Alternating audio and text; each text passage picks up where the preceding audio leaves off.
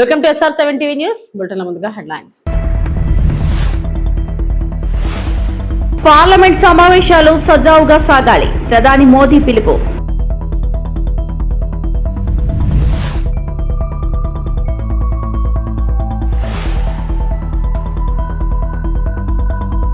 Krishnababu colony ఘటనపై వైఎస్ఆర్సీపీ మహిళా నేతల ఆగ్రహం.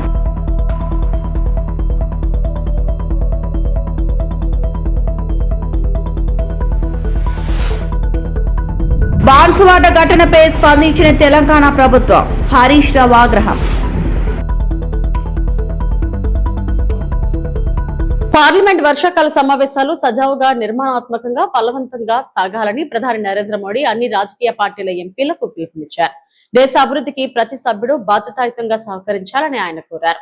పార్లమెంట్ సమావేశాల ప్రారంభానికి ముందు మీడియాతో మాట్లాడిన ప్రధాని మోడీ గత నెల రోజులుగా భారత్ అనేక రంగాల్లో సాధించిన విజయాలు దేశానికి గర్వకారణమని అన్నారు. అంతరిక్ష పరిశోధన, విజ్ఞాన శాస్త్రం, సాంకేతికత, ఆవిష్కరణల రంగాల్లో భారత్ విశేష పురోగతి సాధించిందని పేర్కొన్నారు.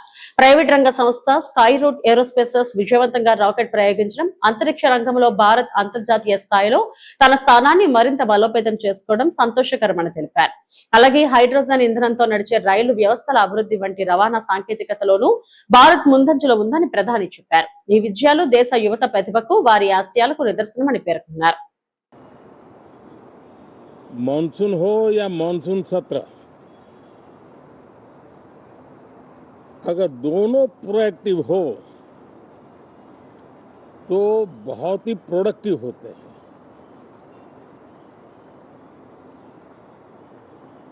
और दोनों को प्रोडक्टिव होते हैं तो देश का कल्याण होता है, जीव मात्र का कल्याण होता है. और इसलिए हम यही प्रार्थना करते हैं कि मानसून भी प्रोएक्टिव रहे, मानसून सत्र भी प्रोडक्टिव रहे. साथियों, पिछले एक महीने में देश ने अनेक सिद्धियां प्राप्त की है और देशवासी गर्व से भर जाए, इस प्रकार की सिद्धियों का सिलसिला चला है. चाहे राष्ट्रीय हो, अंतर्राष्ट्रीय हो और अब तो अंतरिक्ष भी हो. నెల్లూరులో విద్యార్థులకు సైకిళ్ల పంపిణీ కార్యక్రమాన్ని వర్షాల కారణంగా వాయిదా వేశారు. వీఆర్సీ గ్రౌండ్ లో ఏర్పాట్లను పరిశీలించిన మంత్రి నారాయణ ఈ విషయాన్ని వెల్లడించారు. వాతావరణం అనుకూలిస్తే ఈ నెల 24, 25 తేదీల్లో సైకిళ్ల పంపిణీ కార్యక్రమాన్ని నిర్వహిస్తామని తెలిపారు. నారాయణ గ్రూప్ ఆధ్వర్యంలో నెల్లూరు మున్సిపల్ కార్పొరేషన్ పరిధిలోని 8వ, 9వ, 10వ తరగతి విద్యార్థులకు సైకిళ్లు అందజేయనున్నట్లు చెప్పారు.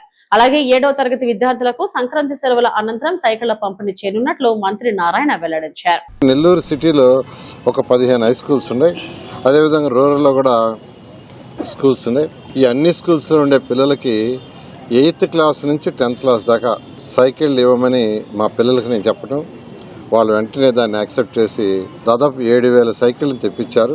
అవి సోమవారం డిస్ట్రిబ్యూషన్ అనుకున్నాం. అయితే వర్షం వచ్చినందువల్ల గ్రౌండ్ కొంత వాటర్ అయింది.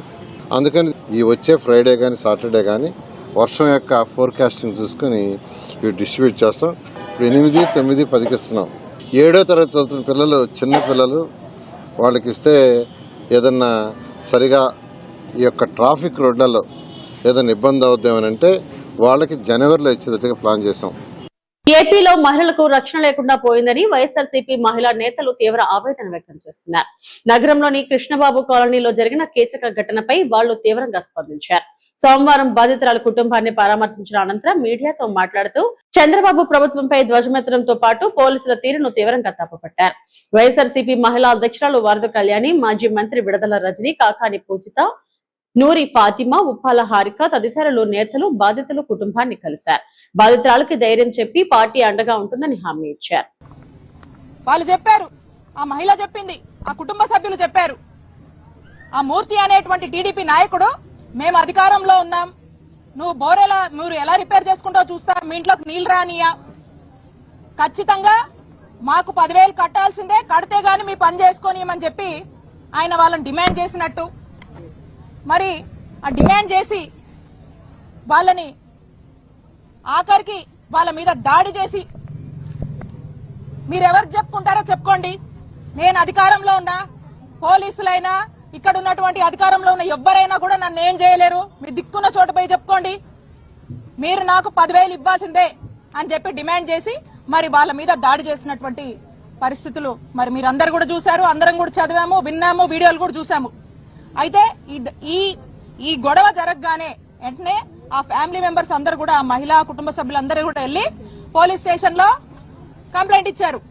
కంప్లైంట్ ఇస్తే పోలీసులు చాలా లైట్ తీసుకొని, అది కూడా టీడీపీ వార్డ్ సెక్రటరీ అండి అని వీళ్ళు చెప్పడంతో, ఇది అధికార పార్టీ కదా కాబట్టి మనం పెద్ద జోక్యం చేసుకోవద్దు అనుకున్నారో ఏంటో గానీ టీడీపీ అనగానే ఇక పోలీసులు ఈ విక్టిమ్ యొక్క కంప్లైంట్ ని పక్కన పెట్టేశారు. కంప్లైంట్ ఇచ్చి మళ్ళా ఇంటికి తిరిగి వచ్చారు.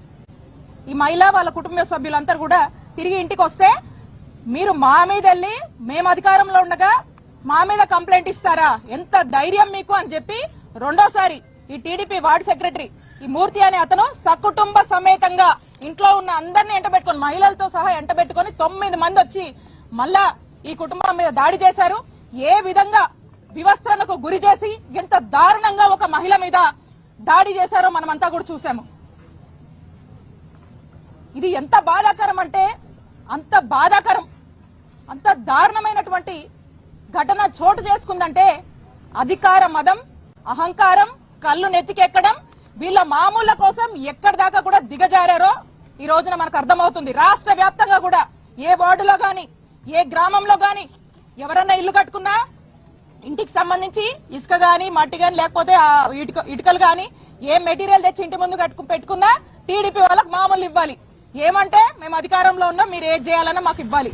ఇలా రాష్ట్ర వ్యాప్తంగా కూడా ఏ విధంగా దోపిడీకి గురవుతున్నారో చూడండి, ఏ విధంగా దోపిడీ చేస్తున్నారో చూడండి.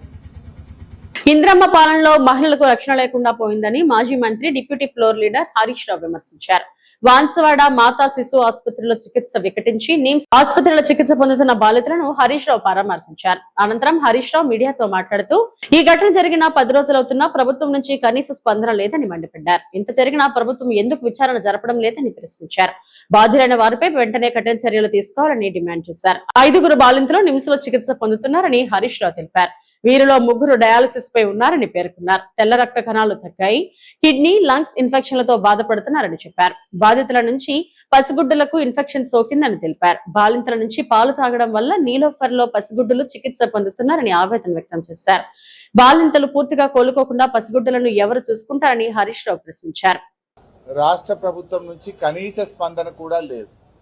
ఇప్పటి వరకు ఒక శాసనసభ్యుడో, ఒక మంత్రి గారో, వైద్య ఆరోగ్య శాఖ ఒక ఉన్నతాధికారో వచ్చి పరామర్శించిన పాపాన పోయింది లేదు. సంఘటన ఎందుకు జరిగింది అని పూర్వాపరాలను తెలుసుకునే ప్రయత్నం కూడా చేయలేదు. ఇప్పటి వరకు దీని మీద పూర్తి స్థాయి విచారణకు కూడా ఆదేశించలేదు. ఇవాళ ఆ తల్లుల పరిస్థితి ఏంది? చిన్న పిల్లలు, వాళ్ళు పూర్తిగా కోలుకొనకపోతే రేపు ఆ పిల్లల్ని ఎలా చూసుకోవాలి, ఆ సంసారాన్ని ఎలా వెళ్లదీయాలి, ఆ కుటుంబ పరిస్థితులు ఎంత దారుణంగా దెబ్బతింటాయో ఒక్కసారి ఆలోచించాల్సిన అవసరం ఉంది. 10వ తేదీ 6గురికి మీరు సిజరింగ్ చేశారు. ఎప్పుడైతే వాళ్ళకి ఇన్ఫెక్షన్ వచ్చిందో మరి మళ్ళీ 11వ తేదీ ఎందుకు చేశారు? ఒకవేళ 10వ తేదీ సిజరింగ్ చేసిన వాళ్ళు రాత్రి నుంచే మోషన్స్, వామిటింగ్స్, చలి జ్వరంతో బాధపడుతున్నప్పుడు అదే థియేటర్ లో మళ్ళీ 11వ తేదీ మరో 4గురికి కూడా సిజరింగ్ చేయడం వల్ల ఆ 4గురు కూడా ఎఫెక్ట్ అయినారు. అంటే ఇక్కడ వాళ్ళని మేము మాట్లాడినప్పుడు 2 విషయాలు చెప్తా ఉన్నారు. పేషెంట్స్ యొక్క అటెండెంట్స్ కానీ, పేషెంట్స్ కానీ, థియేటర్ లో ఉన్నటువంటి ఇన్ఫెక్షన్ మాకు సోకింది, థియేటర్ మెయింటెనెన్స్ సరిగా లేకపోవడం వల్ల మేము 10 మందిని డాక్టర్ల నిర్లక్ష్యానికి బలయ్యాము అని చెప్పి చెప్తా ఉన్నారు. ఇంకొక పేషెంట్ అటెండెంట్ ఏమంటున్నారంటే, కాలం చెల్లిన మందులు వాడారు, ఎక్స్పైర్డ్ మెడిసిన్ మాకు ఇవ్వడం వల్ల మాకు ఈ పరిస్థితి ఏర్పడ్డది అని చెప్పి ఇంకొక పేషెంట్ యొక్క అటెండెంట్స్ చెప్తా ఉన్నారు. మరి ఇంత తీవ్రమైనటువంటి ఘటన విషయంలో ప్రభుత్వం ఎందుకు గోప్యంగా ఉంచే ప్రయత్నం చేస్తుంది? ప్రభుత్వం దీని మీద ఎందుకు విచారణకు ఆదేశించలేదు? దీనిపైన పూర్తి స్థాయి విచారణ జరపాలని, నిర్లక్ష్యానికి బాధ్యులైనటువంటి వారి మీద వెంటనే కఠిన చర్యలు తీసుకోవాలని చెప్పి కూడా మేము ప్రభుత్వాన్ని ఈ సందర్భంగా డిమాండ్ చేస్తా ఉన్నాం. జగిత్యాల జిల్లా మల్యాల మండలంలో రైతులకు మద్దతుగా వెళుతున్న కాంగ్రెస్ నేత జీవన్ రెడ్డిని పోలీసులు అరెస్టు చేశారు. నూకపల్లి గ్రామ శివారులో పోలీసులు ఆయనను అదుపులోకి తీసుకున్నారు. ఎక్స్ప్రెస్ రోడ్ సమీపంలో వరద కాలువకు నీటిని విడుదల చేయాలని రైతులు చేపట్టిన ఆందోళనకు మద్దతు తెలిపేందుకు వెళ్తుండగా ఈ ఘటన చోటు చేసుకుంది.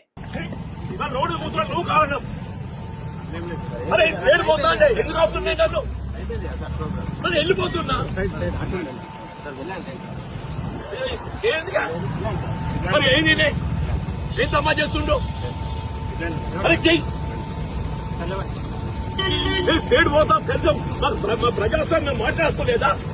నీ ధర్నా అయిపోయింది, ఇస్ ఆల్ రైట్. నీ రైతులు తగ్గిపోతే వెళ్ళిపోతా.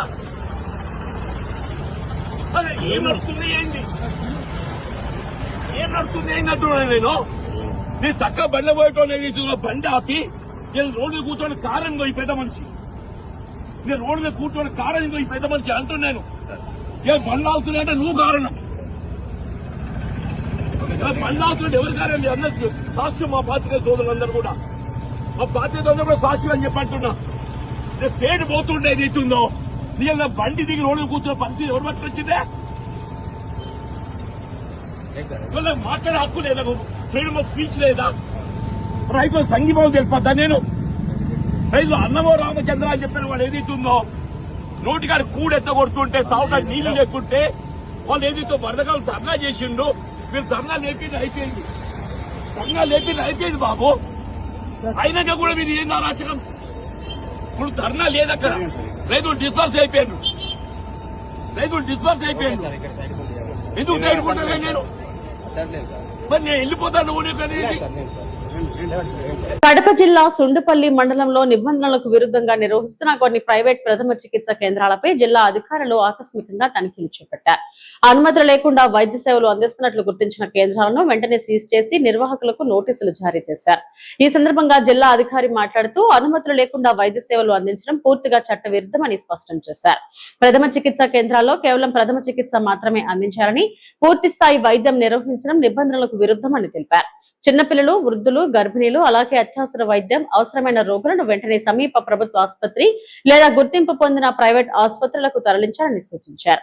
ప్రజల ప్రాణాలతో చెలగాటమాడే విధంగా నిబంధనలను ఉల్లంఘించే వారిపై కఠిన చర్యలు కొనసాగుతాయని జిల్లా అధికారి హెచ్చరించారు. జిల్లాలో ఇలాంటి తనిఖీలు మరింత విస్తృతంగా కొనసాగుతాయని కూడా వెల్లడించారు.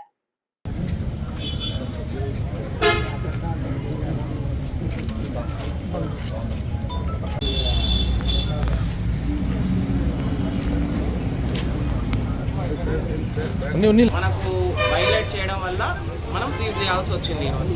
కాబట్టి ఈ రెండు ఇక్కడ కూడా కానివ్వండి, మన పక్కనే ఇంకో ప్రథమ చికిత్సా కేంద్రం, అక్కడ ఈవెన్ మనకు ప్రిస్క్రిప్షన్ ప్యాడ్ కూడా రాయకూడదు. ఏదైనా ఉన్నా సరే ప్రథమ చికిత్సా కేంద్రం, ఏదైనా గాయం తగలొచ్చాడు క్లీన్ చేసి వెంటనే మంచి పెద్ద ఆసుపత్రికి పంపించాలి వెంటనే.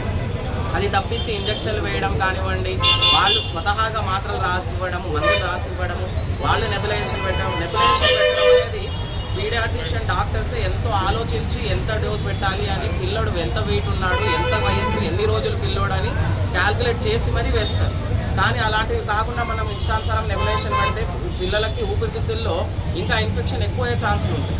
కాబట్టి అలాంటివన్నీ మనము ఇది చేయించడానికి ఫస్ట్ ఒకసారి వార్నింగ్ ఇస్తాం, వాళ్ళ విధి విధానాలు వాళ్ళకి చెప్తాము, వాళ్ళు ఏం చేయాలి, వాళ్ళు ఏం చేయకూడదు అని అన్నీ రాసిస్తాము. కానీ వాళ్ళు దాన్ని అతిక్రమిస్తే వెంటనే సీజ్ చేయబడతాయి.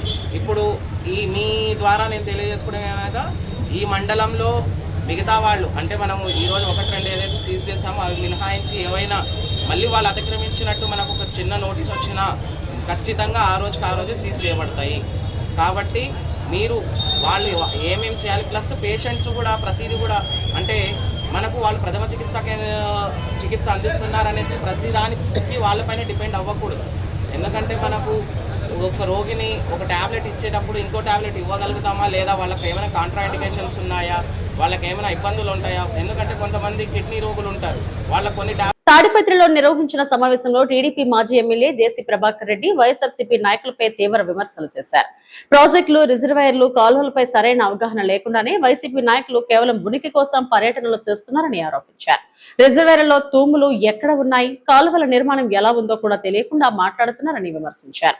రాష్ట్ర అభివృద్ధి కోసం ముఖ్యమంత్రి చంద్రబాబు నాయుడు కృషి చేస్తున్నారని, ఎల్లనూరు, పుట్టూరు మండలాల అభివృద్ధికి ప్రభుత్వం కట్టుబడి ఉందన్నారు. కాలువలపై తనకున్న అవగాహన వైసీపీ నాయకులకు లేదని విశ్వేశ్వరరెడ్డి కాలువల గురించి మాట్లాడటం ఆశ్చర్యంగా ఉందని పేర్కొన్నారు. అవసరమైతే విశ్వేశ్వరరెడ్డితో బహిరంగ చర్చకు సిద్ధమని సవాల్ విసిరారు. వర్షాభావ పరిస్థితుల నేపథ్యంలో రైతులకు ఉపయోగపడే పనులు పార్టీలకు అతీతంగా చేయాలని పిలుపునిచ్చారు. జిల్లాలో కాలువల పూడికతీత పనులు తామే చేపడుతున్నామని, మీరు ఎప్పుడైనా ఒక్క కాలువలో అయినా పూడిక తీశారా అంటూ వైసీపీ నాయకులను ప్రశ్నించారు.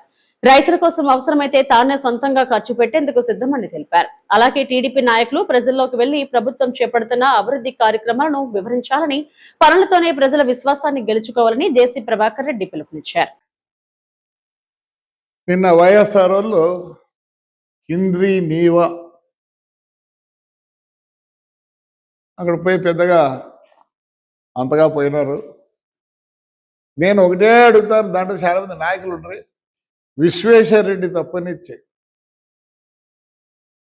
టీఎంసీ అని తెలిసినోడు ఎవడున్నాడా? అసలు కేంద్ర అనేవో ఎప్పుడు స్టార్ట్ అయింది తెలుసా? మీ ఉనికిని కాపాడకుండేదానికి పోయినారు.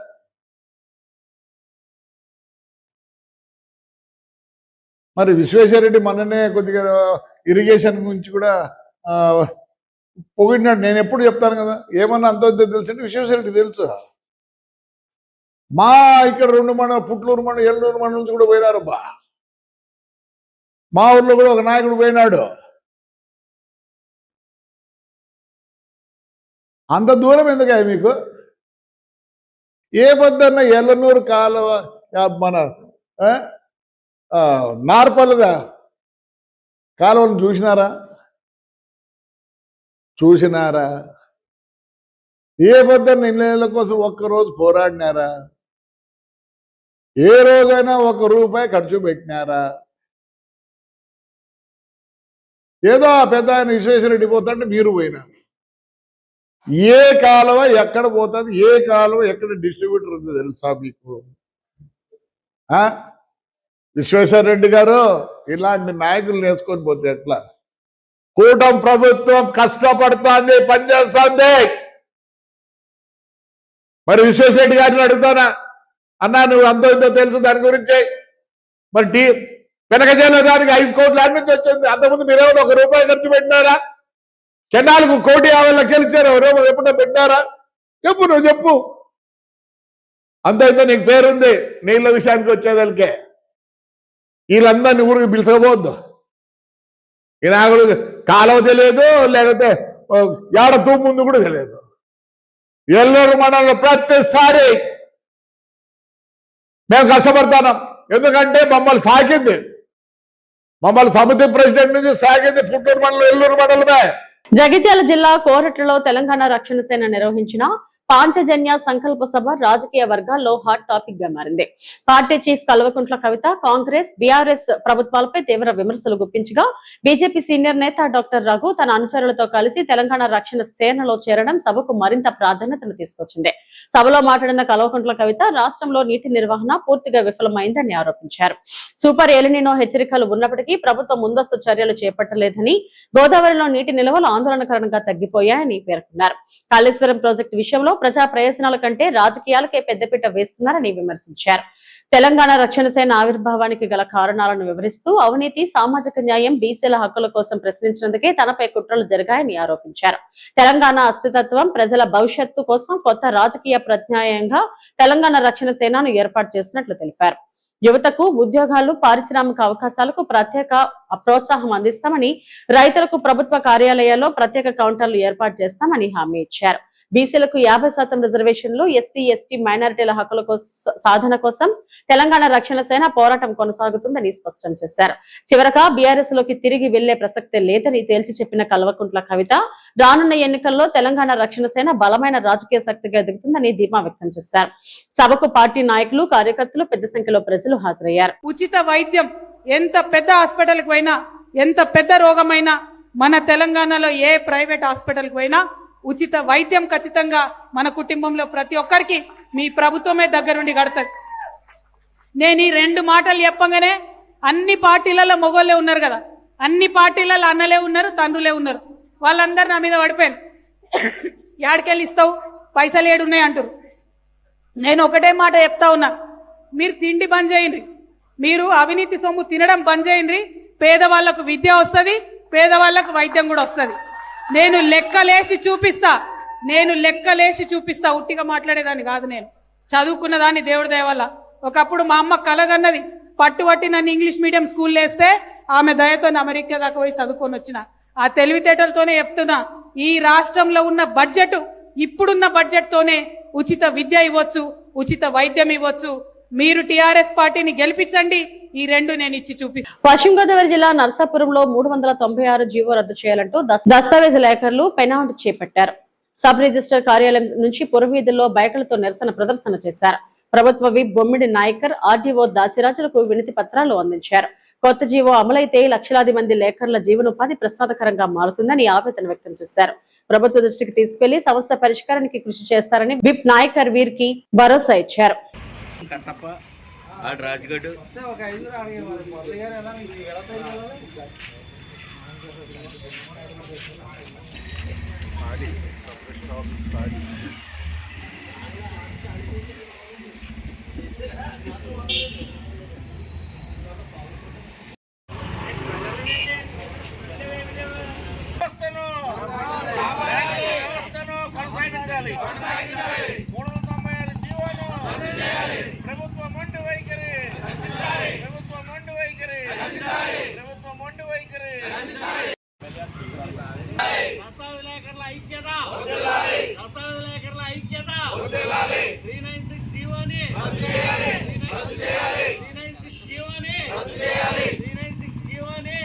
కల్పించాలి, చట్టబద్ధత కల్పించాలి, హ్యాకర్లను గుర్తించాలి,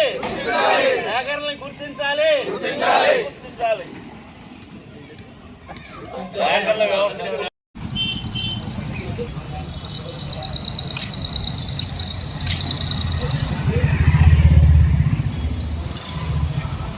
ఏంటంటే 396 జీవోలు తీసుకొచ్చి ఈ రోజున ప్రభుత్వం మొత్తం లేఖర వ్యవస్థనే నాశనం చేయాలని చూస్తుంది. దీన్ని లేఖర్లంతా ఖండిస్తున్నాం. ఎందుకంటే ఈ రోజున లేఖర్ల వృత్తి ప్రధానంగా ప్రజలకి అండ్ ఈ ప్రభుత్వానికి వారధిగా పనిచేస్తున్నాం. సుమారుగా 140 సంవత్సరాల నుంచి ఈ వృత్తిని చేస్తున్నాం. అనేక తరతరాల నుంచి వస్తున్న ఈ వృత్తిని ఈ రోజున ఈ ప్రభుత్వం నాశనం చేయాలనుకోవడం తప్పు. అందుచేతే 396 జీవోను రద్దు చేయాలి. వెంటనే లేఖర్ లైసెన్సుల్ని పునరుద్ధరించాలి. ఈ రోజున లేఖర్ లైసెన్స్ని కనుక ప్రభుత్వమే జారీ చేస్తే ఇంకా మరింత సమర్థతంగా లేఖర్లందరూ పనిచేస్తారు. అంచేత రాబోయే కాలంలో ఈ వృత్తిని నాశనం చేసి ప్రైవేటు వాడికి ఇవ్వాలని చెప్పి ఆలోచన చేస్తున్నారు. ఈ రోజున అలాగే నర్సాపురం ఆఫీస్ లాంటి ఆఫీస్ కాడే ఆ కాంట్రాక్టర్ వచ్చి ఈ సేవా కేంద్రం లాంటిది ఒకటి పెడతాడంట. దానికి ప్రధానంగా 2-3 ఉండి మేము చేసే వృత్తి అంతా కూడా వాళ్ళు చేసి ఈ రోజున ప్రభుత్వం డిపార్ట్మెంట్గా ఇచ్చి రిజిస్ట్రేషన్ చేసిస్తారంట. అది ప్రజలకేమీ మేలు కాదు. ఈరోజు పేపర్లో వచ్చింది 5,000 నుంచి 10,000 రూపాయలు ఒక కస్టమర్ దగ్గర వసూలు చేస్తారంట. అంటే మేము తీసుకునేది 1,500-2,000 రూపాయలు, కానీ ఈ రోజున 5,000 నుంచి 10,000 రూపాయలు వాళ్ళే తీసుకుంటే ఈ రోజున ఫీజు ఏం కడతారు, వాళ్ళు ఏం చేస్తారో తెలియట్లేదు. అంచేత ఈ రోజున ఉదాహరణగా చెప్పాలనుకుంటే ఒక రొద్దు బ్యాంకు రొద్దు ఉంది, 1,500 రూపాయలు తీసుకుంటాం మేము, కానీ దానికి 2,500 వాడి ఫీజు కట్టాలి, ఇంకో 2,500 గవర్నమెంట్కి సంబంధించింది కట్టాలి. అంటే ప్రజలకు కూడా మేలు కలిగేది కాదు ఈ జీవో. అంచేత ప్రజలకి డబుల్ ఛార్జీలు వసూలు చేసే జీవో కనుక ప్రజలు కూడా వ్యతిరేకిస్తున్నారు. దీన్ని ప్రజలు కూడా ఇన్వాల్వ్మెంట్ అవుతున్నారు ఈ ఆందోళనలో. అంచేత ఏమైనా 396 జీవోను రద్దు చేసి లేఖర్ వృత్తికి రక్షణ కల్పించి లేఖర్ లైసెన్సులు పునరుద్ధరించాలని చెప్పి డిమాండ్ చేస్తాం. ఆంధ్రప్రదేశ్లోని పల్నాడు జిల్లా ఆధ్యాత్మిక వైభవానికి మరో ప్రత్యేక గుర్తింపుగా నిలిచింది. పూరి జగన్నాథ రథయాత్ర సందర్భంగా దేశంలోనే తొలిసారిగా 5 టన్నుల భారీ లడ్డూ రథాన్ని భక్తి శ్రద్ధలతో సిద్ధం చేశారు. సుమారు 5,000 కిలోల బరువున్న ఈ మహాలడ్డు రథం భక్తులను విశేషంగా ఆకట్టుకుంటుంది. అపూర్వమైన నైపుణ్యం, భక్తి భావంతో రూపొందించిన ఈ లడ్డూ రథం రథయాత్ర వేడుకలకు ప్రత్యేక ఆకర్షణగా నిలిచింది.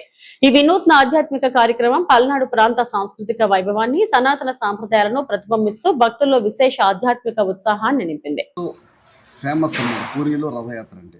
ఆ స్వామివారి ఆశీస్సులతోటి రేపు విజయవాడలో జరిగే ఇస్కాన్ టెంపుల్ రథంలో విజయవాడలో జరిగే రథయాత్రలో ఈ లడ్డు చైతన్య రథం కూడా పాల్గొంటుంది. దీనికి డిఎన్డిఎల్ గుంటూరు సురేష్ గారి ఆధ్వర్యంలో వారు స్పాన్సర్ చేశారు. వారి ఆధ్వర్యంలో జరుగుతుంది. ఇది 60 గంటల్లో 60 మంది వినూత్నంగా భక్తి శ్రద్ధలతోటి ఎంతో ఇంట్రెస్ట్ చేసింది. ఇది చాలా తక్కువ టైం తోటి చాలా పెద్ద ప్రాజెక్ట్ ఇది. చాలా 60 గంటలు నిర్విరామంగా రేత్రిమూడు కష్టపడి మా పని వాళ్ళందరూ చాలా ఇంట్రెస్ట్గా ఎంతో భక్తి శ్రద్ధలతోటి ఇంట్రెస్ట్గా చేసి పెట్టారు. దీన్ని ఇంతవరకు భారతదేశంలోనే ఇండియాలో ఎప్పుడు ఎవరు చేయలేదు. ఫస్ట్ టైం మనం చేసాము. ఇది మన ఆంధ్రప్రదేశ్లో పల్నాడు జిల్లా చిలకూరుపేటలో రత్న బేకరీ అండ్ స్వీట్స్ ఆధ్వర్యంలో జరిగింది. జై పూరి జగన్నాథ స్వామి వారికి జై.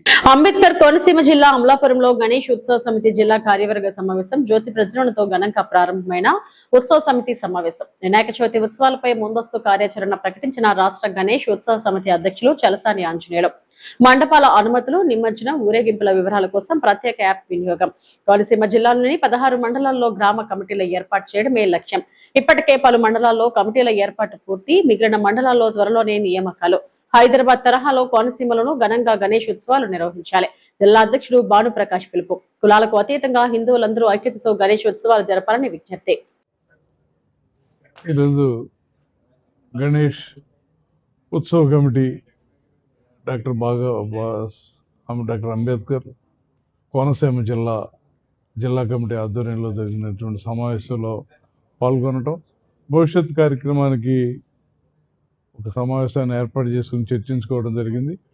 గత సంవత్సరం రాష్ట్ర విభజన నేపథ్యంలో ఉమ్మడి ఆంధ్రప్రదేశ్లో ఏ రకంగా జరుగుతుందో సంఘ పెద్దలందరూ కూడా నిర్ణయం మేరకు ఈ రాష్ట్రం కూడా జరగాలనే ఆలోచనలో భాగంగానే రాష్ట్ర కమిటీ ఏర్పాటు అవటం, గౌరవ గోకరాజు గంగరాజు గారు గౌరవ అధ్యక్షులుగా, అలాగే త్రినాథ్ గారు ప్రధాన కార్యదర్శిగా రాష్ట్ర కమిటీ మేమందరం కూడా కలిసి ఒక కమిటీ ఏర్పడటం, దాంట్లో కూటమి పెద్దలు రాష్ట్ర ముఖ్యమంత్రి గౌరవనీయులు శ్రీ నారా చంద్రబాబు నాయుడు గారిని, ఉప ముఖ్యమంత్రి పవన్ కళ్యాణ్ గారిని, అలాగే లోకేష్ గారిని, వీళ్ళందరూ కూడా అందరం కమిటీ కలిసి ఈ సింగిల్ విండో విధానంలో అనుమతులు 16 గవర్నమెంట్ ప్రభుత్వ వాళ్ళతో అనుమతులు తీసుకోవడంలో ఇబ్బంది అవుతుందనే భాగంగా సింగిల్ విండో విధానం దాకా అనుమతులు ఇవ్వండి అని అడగడం, ముఖ్యమంత్రి గారు స్పందించి తక్షణమే సింగిల్ విండో విధానంలో ఎక్కడ కూడా ఆన్లైన్లో అప్లికేషన్ పెట్టిన ఎమ్మటే కూడా పరిమితులు ఇచ్చేలాగా వారు జీవోస్ పంపించడం, అలాగే కరెంటు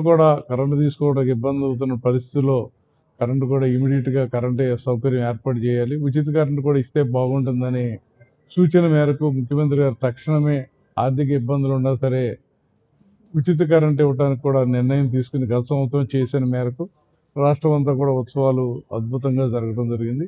ఈ సంవత్సరం కూడా రాష్ట్రం అంతా సమయం ఉంది కాబట్టి అలాగే జిల్లా కమిటీలు, నగర కమిటీలు, వార్డు కమిటీలు, గ్రామ కమిటీలు, మండల కమిటీలు ఏర్పాటు చేసి అందరికీ కూడా వాళ్ళకి కావలసినటువంటి ఎక్కడా కూడా అశ్లీలమైన కార్యక్రమాలు లేకుండా పూర్తిగా సాంస్కృతిక డాక్టర్ తిలక్ గారు ఏదైతే 133 సంవత్సరాల క్రితం సమాజానికి హిందూ మతం అంటే ఒక కులానికో మతానికో సంబంధించినటువంటి విభాగం కాదు, భారతదేశానికి సౌరభూటం అందరూ కూడా సంఘటితంగా సమసమాజ స్థాపన కోసం ఏర్పాటు చేసినటువంటి సారాంశాన్ని ప్రజలందరికీ కూడా ఏకీకృతం చేయాలనే ఉద్దేశంతో ఏది నిర్ణయాలు అయితే జరుగుతున్నాయో దాంట్లో వినాయక ఉత్సవం ఆ రోజు స్వాతంత్రోద్యమంలో కూడా ఒక ప్రధాన భాగమైంది. గణేష్ ఉత్సవాల పేరిట ఆ రోజు జరిగినటువంటి ఉత్సవాలే కూడా ప్రధాన కార్యక్రమం అయినటువంటి నేపథ్యంలో ఇవి ఇప్పటివరకు నా బులెటిన్ అప్డేట్స్. నమస్తే.